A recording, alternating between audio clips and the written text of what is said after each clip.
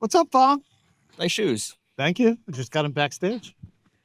All right, we're gonna bring this home. My first fireside chat was with TD Bank, Jeff Solomon. My second was with Morgan Stanley, and now I get Coinbase. And I thought that was a nice progression, a nice crescendo into digital assets. Why don't we just start with Brett? I know your background, but maybe some others don't, because you started in traditional finance and now you're co-CEO of Coinbase Institutional. Why don't you let folks know a little bit about yourself? Just a little bit, though. A little bit. Okay. I started at JP Morgan way back when in 1994 as an exotics and interest rate derivative trader. I stayed there for 10 years, moved to London, started running global businesses at a pretty young age. Went into credit and kind of all things new. So equity derivatives, structured products, everything esoteric. Went to Barclays in 2003 and spent the next 17 years there. And I was fortunate over time for 13 years in a row, I was asked to run another business. So it began in fixed income, converts, asset backs, high yield, private, public, prime finance, FX, rates, emerging markets, equities, converts. Eventually, at the end of my 17-year tenure, I was in the executive committee for markets, responsible for all of fixed income and equities. If there's one thing that ties together with that experience, I was always spent my career bringing new things to institutional investors and then running the flow businesses at scale. And so the opportunity to join Coinbase to build an institutional business from scratch 6 years ago was kind of like an epic moment where through boom and bust in banking, I learned a lot. I learned more in the bust and in the post-financial crisis than I did in the boom. And so I was fortunate to have a partnership with Greg Tusar, who complements my skill set, which is deep in fixed income and also equities, but he's got the HFT background, and together we started and built the institutional business. Today, it represents 500 people at Coinbase of our 4,000, circa 500 people. We're somewhere between 20 to 30% of revenue. The institutional assets under custody, the institutional assets are bigger and have been for many years. So about 55% of the overall business is the institutional business. So we've scaled from a very modest beginning to a pretty epic position that we're in now. We have three things.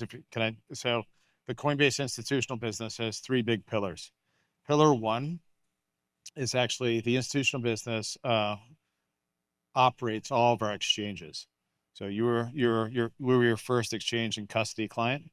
We were on the U.S. spot exchange. So most people who don't know Coinbase think we're an exchange, a retail exchange.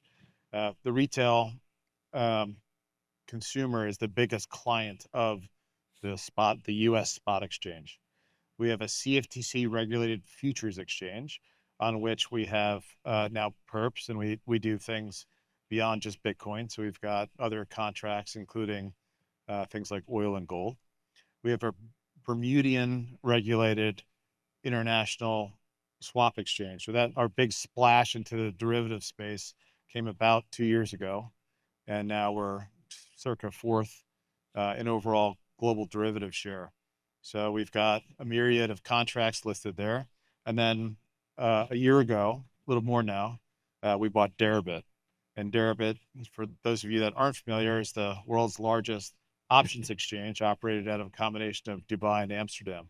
And so those are the four exchanges. We've integrated that. Now we have, we think, the biggest and most complete institutional platform, ranging from everything from spot to perps to dated futures to staking to options. So that's pillar one, exchanges. Pillar two is the Prime platform. The Prime platform, for those of you in the room that are institutions, should know all about it. It's the same platform that powers our 90% market share in ETFs. Okay, it's the same platform that we offer to our high net worth, clients that are on the platform. And so that platform is the place where you can buy, sell, store, finance, stake, do all the things that you need to do. What's really interesting about that, and this will be a segue into the next part of the conversation, but that platform, over the years, we've begun to offer that the infrastructure that we built as a service. So crypto as a service, we'll come back to this later, but we've actually started a third product group at Coinbase. At the very top, we have institutions, we have consumer, and then dev PG. It's called internally. Externally, I call it crypto as a service. And that's where we've accumulated all these banking partnerships. So that's where PayPal, Revolut, SoFi, PNC, JP Morgan, Citibank are using that platform to power their entry into the space. And the last pillar, the third pillar, is asset management. So maybe 4 or 5 years ago, we helped set a gentleman called Eric Peters and One River at the time, and he filled that business with, I see a few people here, with, I would say, predominantly TradFi people that came from places like Two Sigma, the leading hedge funds, but we're also mathematicians, academics that came from great places. And that business offered institutional offering for high net worth and pensions. We bought the full business now, I think 2 years ago, rebranded it Coinbase Asset Management, and that is our asset management business. That business manages third-party capital. So high net worth, pensions, UK pensions, so on and so forth, and manages billions of dollars. So pillar one, exchanges. Pillar two, the prime business. Pillar three, asset management. Sorry, that was a long intro.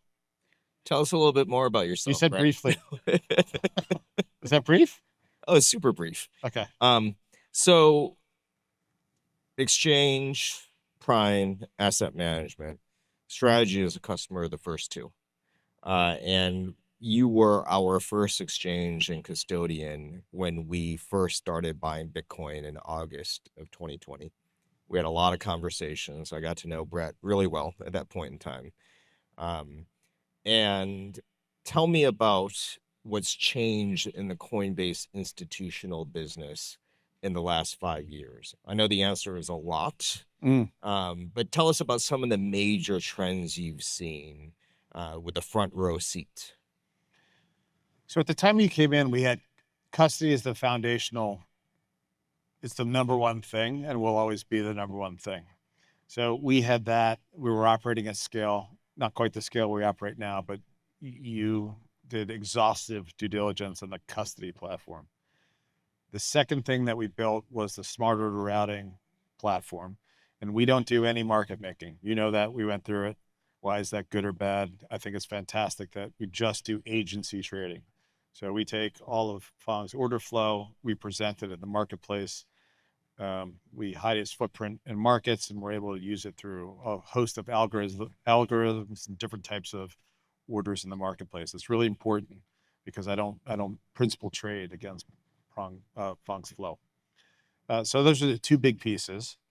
We were adding on other things like staking for those that hold non-Bitcoin, related assets. But then we had this event a couple of years ago where, FTX happened. And at that moment in time, it was a pivotal moment for the industry because it was fraud at a massive scale. We didn't lose a dollar. We spotted it. We withdrew our financing businesses, other businesses. Unfortunately, other people did. But it was an important moment. And at the time, the value proposition to trading crypto was really just the investment proposition. Buy Bitcoin, buy other assets, be part of the technological disruption. But we didn't have a full complement of other things. We didn't have international derivatives, which is where the lion's share of all the trading happens. We didn't have perps in the US. We didn't, at that time, have futures, just dated futures, normal futures. So we made a couple acquisitions to help fuel the growth. And what's emerged from that now, there's a good quote that came from John Collison from Stripe. He said, it could be a crypto winter. I don't believe that's true now, but it's a stablecoin spring. And so what's happened is that with the passage of the Genius Act, it's the most important thing that's ever happened to crypto from an institutional perspective. That's the moment where crypto became into the mainstream. You were in the mainstream. You were the first act at scale that brought Bitcoin an investment in. The second big act was ETFs. Epic outcome. BlackRock's biggest ever ETF. Phenomenal beyond their wildest dreams at the time. That became true. And then Genius Act. Why is Genius Act so important? It's because at this moment, all the banks, I just came from Davos. We announced that 5 of the largest 20 banks in the world have chosen to partner with Coinbase, just like they did in ETFs. But the thing that's driving their participation is the stablecoin use case, stablecoins and international payments. For a long time, they've debated, is it better, faster, cheaper? It is. But did everyone see Jamie Dimon on CNBC 2 days ago, where he clearly said that JP's always believed in blockchain, and he's scaling it all in. He's a visionary, and I compliment his views entirely, and I mean that sincerely. Does Brian feel that same way? We're feeling it because we announced partnerships with them. They demonstrated to the market in December of this past year. I announced that we did a trade with them. I'm not going to say too much about non-Bitcoin, but we did do tokenization with Galaxy issuing debt. Coinbase Treasury bought, Coinbase Treasury custodied. We also facilitated that with USDC, and it was done on the Solana blockchain. So that was really no one's really kind of quite light bulb on that moment. That's the big thing that JP signaled to the marketplace, that everything's going tokenized, everything's being disrupted. And Jamie said it best, where he said, it's obvious, it's better, faster, cheaper. I like this quote to say, still they're enormous. They did 16 trillion in payments on a Tuesday. So he said the system works, but this works better. And so that's the thing that's changed. So now you've got the investment case of owning Bitcoin, the investment case of being long this whole portfolio of assets. And then you have the utility that we've talked about for a long time is coming true in the form of stablecoin and payments. So now those use cases, like in this moment, we're like, oh, we'll talk about Bitcoin price and what's changed. What's not changed, and especially since Davos and having all these attestations and partnership announcements, what's not changed is actually the institutional adoption of the technology. So that's going to drive us through whatever price dip we're going through now. And it's a tremendous moment for the industry. Market structure is going to happen. Brian's been in DC this past week. We have amazing engagement. We did the right thing as a firm. Brian did the right thing as a leader and bravely withheld his support until we got into a better place. We don't have to deep dive on it, but it's super important. So even if we get a change to administration, which will happen, from my standpoint, I've been in financial markets for 30 years.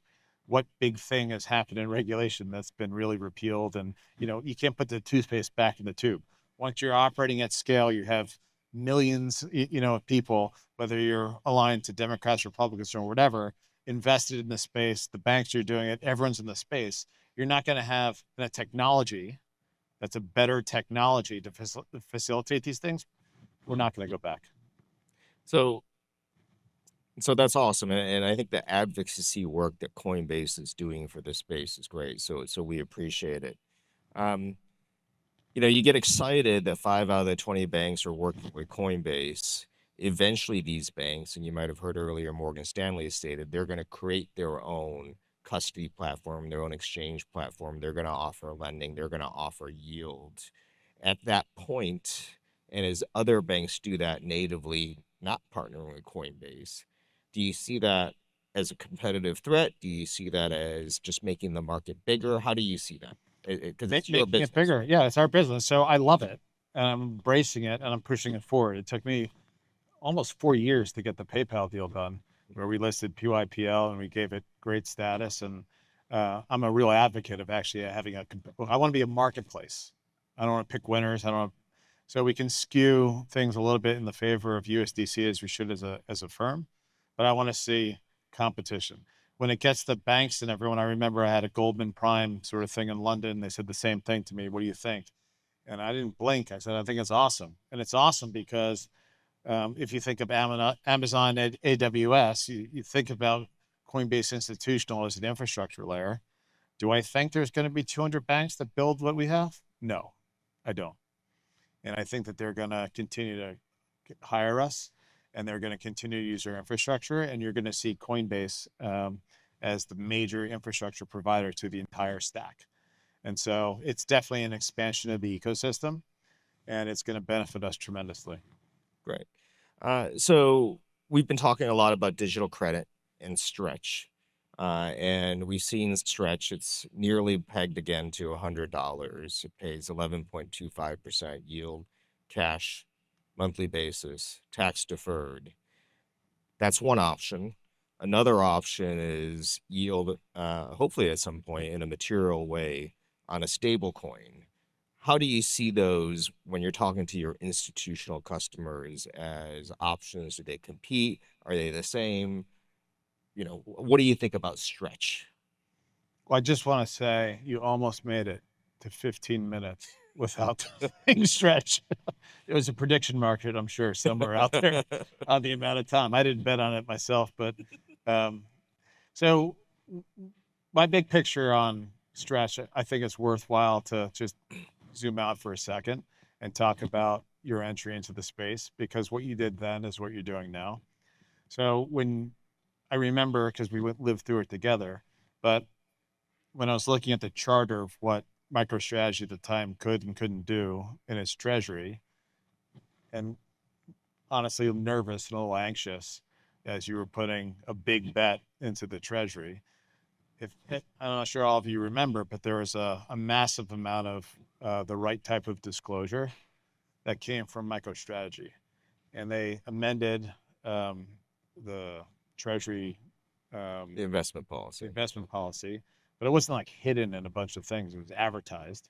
It was put out there and saying, this is what we're doing. We're buying a lot of Bitcoin.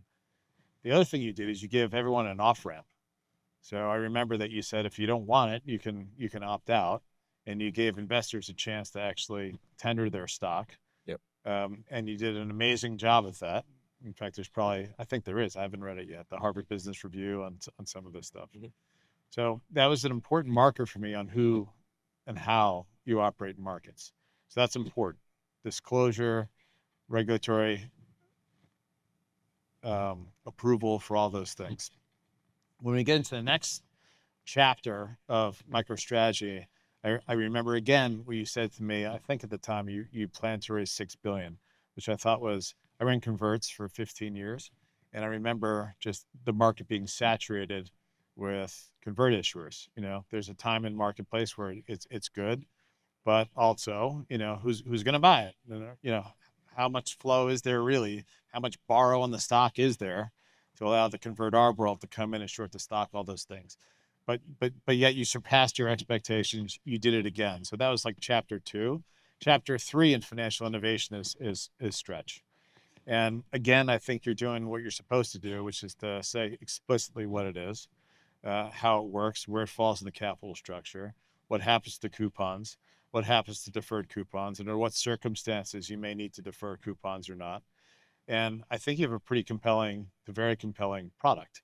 So what else stacks up against it in the world of opportunities? You have things like preferred stock. You have different things that pay, a high nominal coupon, but what's the risk, in it? And so you, again, done all the right things. I think you're advocating, as you have for everything that you've done before, and you have what seems to be an incredible loyal following of people that want to continue to fuel your ability to tap capital markets and actually invest in a scarce asset. So it makes sense. Now, what's really interesting, and I only told you about this backstage a minute ago, was you can get treasuries, who are institutions, to nibble and buy a little. And from time to time, we'll do things to say, there's a way to demonstrate that we think this is a viable asset. The next big thing that happens after that is that people that get paid to manage other people's money, SEC registered investment advisors, elect in a world of choice without your advocacy to buy that security. Coinbase Asset Management has done that. So that was the big news. So we've bought, a healthy 8-figure amount of stretch in client accounts on behalf of those clients who have asked us to execute a strategy, which could be yield enhancement strategy, and we've done it.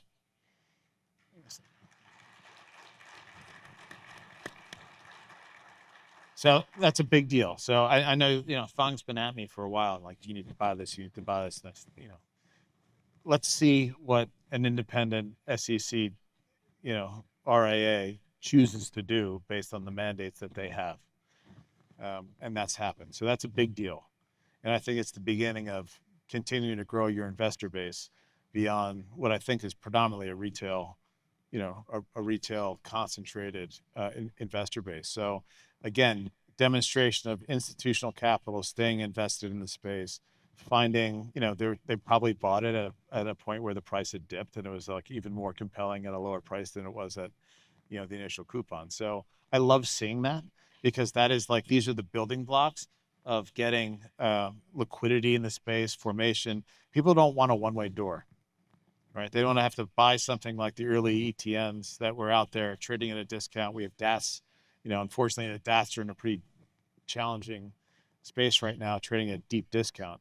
So we don't want to see that. We want to see the ability to enter, exit with sufficient liquidity, and having, it's kind of cool to have, the marginal buyer when price dips, and that's what happened here. So that's a big deal. That's great, and I also, Coinbase has also added Bitcoin to its own actual corporate balance sheet, and hopefully, next time we talk, we can talk about Coinbase having Stretch on its own corporate balance sheet too. But let's move to tokenization, right? Because if you think about some of the real amazing work Coinbase has done in the capital markets and the work we've done to revolutionize the capital markets, and what Bitcoin has formed the foundation for 24/7 trading.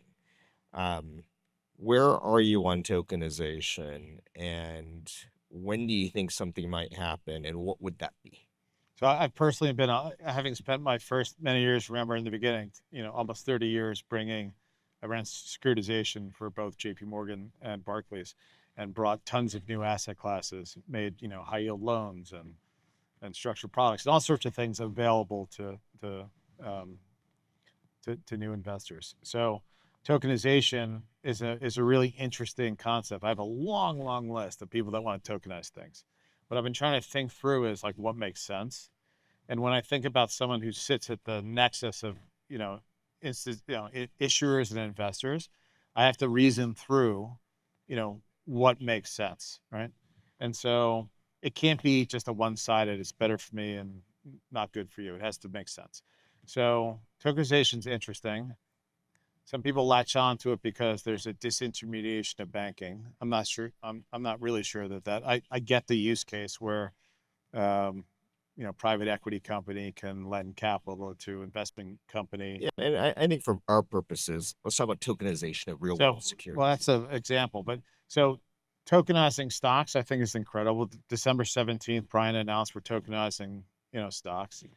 We're all moving to 24/7 trading. All my TradFi buddies are like, Brett, is it really true? Like, how am I going to deal with this? Like how do I structure my work week? Like only the FX guys really run a 24/7 book, and everyone's trying to grappling around how to get this all done. We're already doing 24/7, on our Chicago, futures exchange. We're doing 24/7 on tokenized stocks. It is, you've heard Larry Fink say it, you've heard now Jamie Dimon say it, that's where the market's going. So the value proposition for TradFi is better, faster, cheaper at a lower cost. That works. That lower cost should be transferred into, investors, day traders, long-term investors, etc. So the technological transformation has value in and of itself for those that are running big, expensive, heavy, bloated tech stacks. That makes sense. But I'm less excited about that part. Coinbase is more excited about getting the user experience to be amazing, right? And being able to go to one place and have your crypto account. Brian is the most eloquent on this, and he's the retail side. It's not me. So you look through, you're able to trade in the same place like you can in our base app now, and you can trade crypto and tokenized stocks. Like what else? So what I get excited about is Brian's announcement about Coinbase thinking about bringing, new issuers to market, opening up access. All the things that we've talked about for many years are now happening. We've done an Apollo, Coinbase has done an Apollo tokenization. Okay, we just announced a Mubadala tokenization in Abu Dhabi. Big deal. The first sovereign wealth fund to do a tokenization just happened, at the end of December. Coinbase participated in it. So those type of things, that is like a real example of setting the stage for future democratization where people can buy small sums and trophy portfolios of great assets, right? So these are things that I gravitate towards, because I think both the issuer and the investor both benefit tremendously. If there's a single theme to my long list of things that people want to tokenize, I'd say right now it's mostly asset managers who need to find another incremental, not dissimilar to you, by the way. They need to find other pathways to continue to open up the investment pipes for new capital to flow in. So you're doing stretch, you can buy the stock, you can do lots of different things. You can buy ETFs, you can trade in perps, and then getting new assets that are, I don't know, SpaceX is probably headed towards doing something amazing. Maybe Anthropic, maybe OpenAI. Maybe it's not crazy to think that maybe, you'd be able to open, your Coinbase app and have access to something which is exclusive, the privilege of other super high net worth, venture investors only. So this is a really exciting moment in sort of the evolution of crypto markets.